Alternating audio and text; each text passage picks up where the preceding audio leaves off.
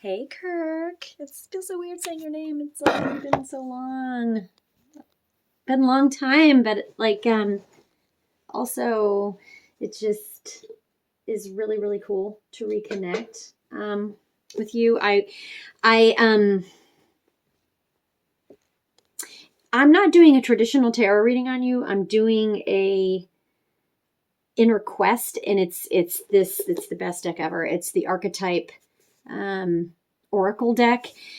I only really use it for like close friends because it is so intimate and it's so personal. And I think it's, I like strangers and at festivals and stuff like that. I really don't, you know, feel comfortable using it. I pretty much just use it like on myself and like people that are close to me. If you want, I'm going to do this, and if it doesn't resonate, or if you just need further clarification, I will do a traditional tarot on you to see what's going on. I kind of was, I don't want to say I was meditating because that sounds kind of a little bit more, it sounds arrogant. I guess I wasn't meditating. I was kind of zoned out. I was, kind of stoned earlier this afternoon. So I was thinking about, you are an air sign, and the Geminis, Libras, and Aquarius signs they're very difficult as an earth sign to read for and to like really pin down, especially Gemini, because you guys are so duplicitous. Like you're black, white, yes, no, yin, yang, girl, boy. Like there's just no delineation. I feel like it's one or the other. And Geminis do get a bad rap or whatever, but I just really feel you guys are like super intellectual. And so it's just, you occupy a different space than me, like Virgos, like the earth signs and stuff, because you're very intellectual. And so a lot of time, but not, I don't know, not in an academic sort of way, just like very spiritual. A lot of times just way, way up here in the 5D, anyways, so I was kind of thinking about, when I was meditating / zoned out / stoned, I was kind of thinking of you in particular being untethered, which is both a good and a bad thing, because you're a free spirit, yes, but also I think you're at a cross, kind of like an existential crisis. I feel silly saying that because it's just it seems kind of glib. That's not how I mean it. But I think that's kind of where you're at right now. You're kind of, I don't want to say a crossroads, but stalemate, whatever, however you want to say. That's why I'm saying if you do want a traditional tarot, I will do it. But this spread has really given me a lot of insight, and a couple of the people that I've done really enjoy it. So I'm going to pick a card from each pile. So it's going to be who, where, what, with what, and why.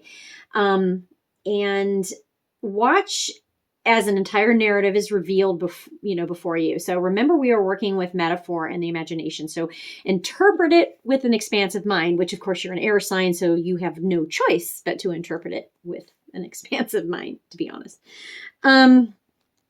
So I'm going to shuffle. We're going to kind of talk while I'm shuffling. The first is the who. So the archetypes in this pile here are the who's. So you have like mother, father, comic, shapeshifter, the shaman. I mean, there's a lot of different ones in there.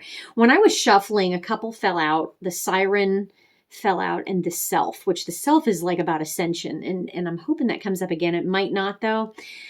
So we'll see. We'll see if that comes up, because that's a really, really powerful card. But it's about the self. So the first card we're going to shuffle is who. It's the who in the situation. It's actually you. Now, it's not like Dr. Seuss, but the you who. Okay. So the archetypal side of the self that is most dominant in the story.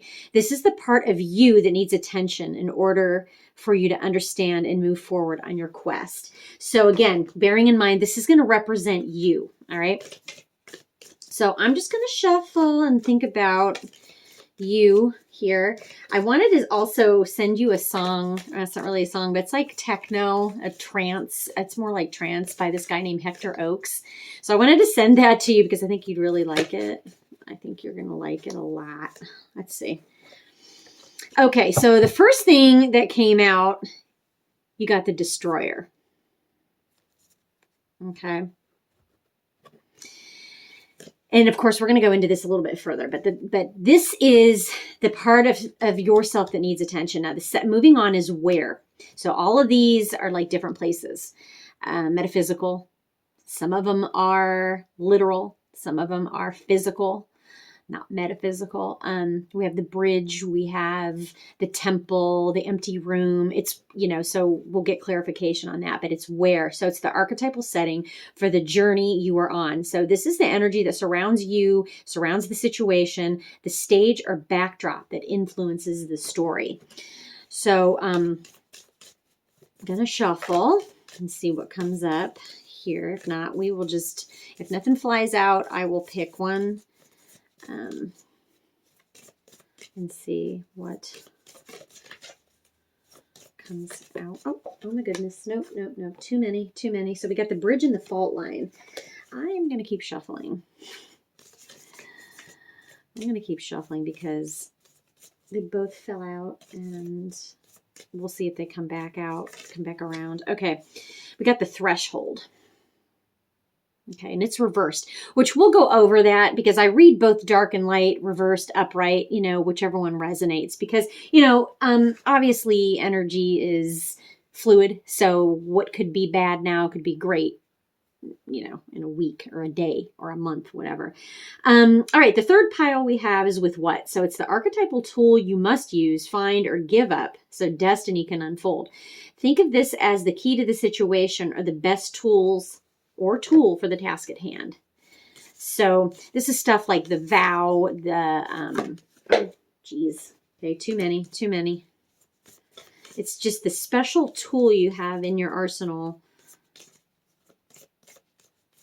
either that you have to hone or pay special attention to or use. It could be a gift that you have.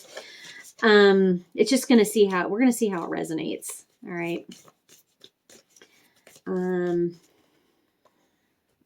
Let's see how this resonates here. Okay. So we got the vision. Very spiritual card also. Very spiritual. Okay. So in the final deck here, it's a very thin deck. There's only a couple choices here, but they're probably the most powerful one. So this is the why, the deeper purpose of your journey. This is the mythic theme or challenge that you will face as you approach your growth's edge. Think of this card as what your entire journey is about. So there's not as many cards. I think there's maybe like 8 cards, but they're fairly powerful. And most of them are Greek. They're Greek words. But they're just super powerful. Okay, so, and it's so funny. You got Eros. This actually came out before. This came out before it fell out. So that's one of them that showed up again. Everything else did not. So, all right. So we're going to go back. This is the who, the most dominant self, the archetype, the part of you that needs the most attention for you to move forward in your quest. So you got the destroyer. So this is number 23. Numbers may mean something to you, may not. 23 breaks down into a 5. 5 is a chaotic number. It is a number that is conflict, which makes sense because it's the destroyer. So you can look at that. Okay, so the destroyer. Oh my goodness, I am not good with Roman numerals. Hold on here. 23. Okay, the destroyer. The savage, the unexpected, the rejected. The destroyer, the final of the 3 archetypes in the trio of existence, has necessarily yet painful work to do in this world. Culturally, we have an aversion to endings, and we hang on to the permanence as a signifier of success. Yet the destroyer pulls the rug out from underneath relationships, jobs, homes, and all forms of security. It's the part of us that wants things to end. Its painful orientation is to uncover our true purpose. The destroyer does not let us linger long in comforts, as it knows not much happens in that realm. With its piercing eyes, it seeks out stagnancy from a distance, and the rest becomes history. In the old myths, this is the moment when heads begin to roll. The ground opens up and castles crumble. So it's like the Tower card in the tarot. Hold on for the ride. The destroyer has arrived. So this actually came up upright. So when it's upright, swift and precise blows that redirect your life. When dark, self-destruction, negativity, unwillingness to rebuild. So it is upright. That doesn't mean that that it doesn't get reversed, and you actually are kind of having a tower moment at this point. Job shaken up, Okay, so consider Picasso's statement. Every act of creation is first of all an act of destruction. Obviously, yeah. So in order to create, you have to destroy. In old tales, the destroyer sometimes appears as a black dog. Other times, it takes the form of gods and goddesses such as Shiva, Kali, and Apophis. So that's the who. So this is the part of yourself that you really have to be acquainted with and to embrace, that you know that you have this in you. Okay, so I hope this resonates with you. I think we've talked too about how sometimes when things get a certain way, either too serious or unpleasant or attached or whatever, you are one to run. So I think you have this destructive trait in you. So that could possibly be, that's just, a side note from me, but it's however resonates with you. Now, the second one is the backdrop, or the where it takes place, your story, this search. You have the threshold. Threshold is reversed. So to me, when I see threshold, I think precipice. So that may or may not play out. We'll read to see what it's about, but I'm for some reason thinking precipice. And so this is, what number is this? This is 35. So again, we have a lot of odd numbers, but 35 actually is an 8. So to me, the 8 is really a loop. It's a loop, I know people see it as an infinity sign, but to me, the 8 is very, very connected. It's a very connected number. And it's almost like Gemini. You have like the top 8, or the top circle and the bottom circle, kind of like Gemini. Okay, so the threshold is the door, the gate, the initiation. So this is the backdrop for your inner quest. We cross thresholds continuously, consciously and unconsciously. Doorways, gates, and entryways grace our path on a daily basis. When this card arises, it signifies that the precipice, I just said that word, okay, that the precipice that you stand upon is not your typical one. However, you have arrived at a threshold of initiation, here to usher you into a new reality. It requires you to leave behind the you that you thought was so well formed. A new frontier calls. This is not easy work. Threshold initiation means a part of you will be lost in order to make space for what is next. A metaphorical death must occur. Some may not recognize you. You may struggle to recognize yourself. The ground seems to crumble as you free fall into new reality. This is the liminal realm. One step, dear friend, just take that one necessary step towards the future that calls you. Amazing. So, and moving forward. It's about moving forward. So when this is upright, it's about growth, individuation, ease into the liminal. When it's dark or reversed, which it did come out reversed, it's resisting, refusal to grow, barriers, and boundaries. So a little bit further into this, in Hindu mythology, Ganesh is the ultimate gatekeeper. Look at the great elephant god for support. Hecate, Janus, and Mention are also watching over you. Crossing a threshold may not always be voluntary. Sometimes we are thrown across the boundary through circumstances far beyond our control. Either way, we cannot go back. So I hope that resonates as well. I feel like you're at a crossroads, a precipice. I think I said at the beginning, like there was a crossroads, stalemate, something like that. Okay, so card number 3 is the tool, or with what. So you have the vision. So this is your tool, which... pretty powerful shit there. So that is card number, I don't know my Roman numerals. Is that 55? LV? I don't know. Anyways, this is your tool. This is something you either have to hone or something that is a gift for you. It's however resonates with you. So it's the dream, the imagined, the revealed. It is said that we are each born with a unique vision, a destiny toward which we are aimed. It is also said that we forget this vision the moment we are born. Thus, we are sent on a lifelong journey of rediscovery. Such is the elusive nature of the vision. It slips away, yet it guides. It appears in strange dreams and surreal images, seemingly unattainable and preposterous. When we are connected to the vision, we carry on inspired, enchanted aliveness that others recognize. We trust the world and its synchronicities. We walk through new doors into wondrous opportunities. We all want to be near those with vision. They emit energy more potent than any elixir. When we lose connection to the vision, life becomes dull and exhausting, lacking meaning.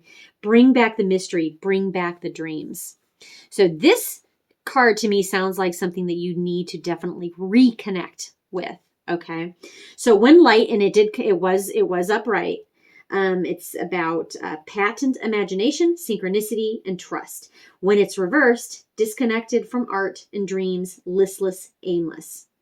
And it's so funny. It says to go deeper, Twin Peaks by David Lynch, which is so funny because I remember a long time ago when Blue Velvet came out, and you had said, we were talking about David Lynch, and you said that he, a lot of his movies are based on dreams, and to him, water, especially rivers, signified dreams. And I remember us having that conversation, you and I, talking about rivers signifying dreams, the dream state, or if you dream of a river, it's about, the dream state. I just remember having that conversation with you. I don't know if you remember that, but anyway. Okay. You can gauge how connected you are to your vision by how tired you are. Since the vision feeds us energy, it affects our life force and vitality. Look at art you loved when you were young. Listen to old records and poems. These are all ways to activate the vision. So lots of nostalgia, which, obviously, and that's so funny because I just brought up an old story about you talking about David Lynch and about the river and the dream. That's always stuck with me. Okay, so this last one is Eros. This is about the inner quest. It is why. What is this journey all about? So you got the Eros card, which is love as desire, eroticism, and sensuality.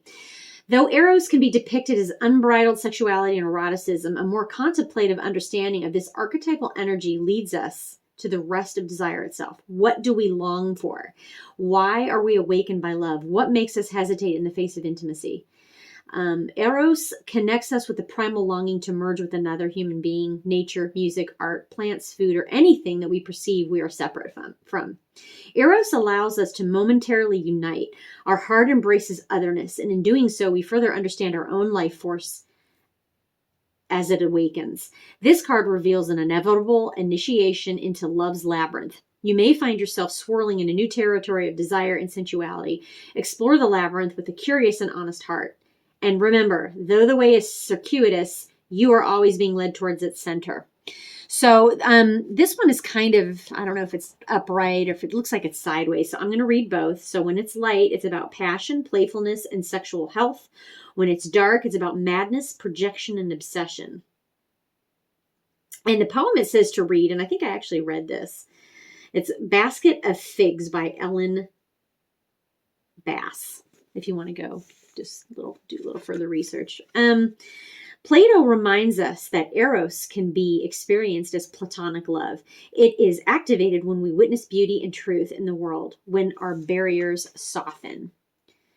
The Hindu goddess Lalita, she who plays, can help activate Eros energy. She is also known as Kameshvari, the Empress of Desire. Yay. Okay. So that's what I have for you. And again, if you really, really want just like a standard tarot reading, if you have a specific question, I feel like you're feeling directionless. And I don't know, that just came to me. So just let me know. I'm going to send this to you and just let me know if it resonates.